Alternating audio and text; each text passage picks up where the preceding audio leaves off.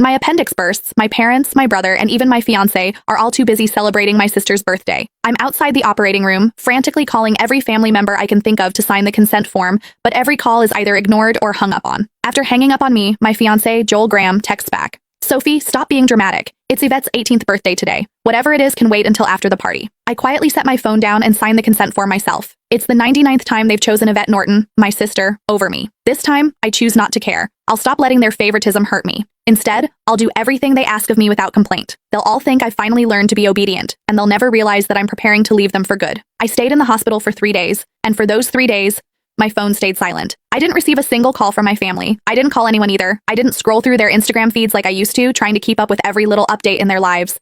Instead, I just quietly rested in my hospital bed and dragged my weak body around for checkups and payments. Even on the day I was discharged, I didn't tell a soul. I simply packed my own things, endured the pain in my abdomen, and slowly made my way home. When I pushed the door open, the laughter inside the house abruptly stopped. Everyone was gathered in the living room. My fiancé, Joel, was sitting beside Yvette with his arm casually draped around her shoulders. The moment he saw me, he pulled his hand back and gave me an awkward smile. Soph, you're back? Where have you been these past few days? My brother, Joshua Norton, let out a cold snort. Where else would she have gone to? She just didn't want to show up to Yvette's birthday party. She always has to ruin things for her since she can't stand seeing Vivi happy. I didn't say a word. I just headed straight for my room. Joshua seemed surprised that I didn't argue with him. Normally, whenever he accused me of being selfish, I would break down in tears and desperately defend myself. But this time, I'd kept quiet. My mom rushed over to me with a glass of juice. Sophia, we were so busy with Vivi's birthday the other day that we missed your calls. Don't be mad at us, okay? She placed a glass of mango juice in my hand. Although my heart had long since stopped expecting anything, it still ached faintly. I was allergic to mangoes, but Yvette loved them. There was always mango-flavored food and drinks in the house because of that.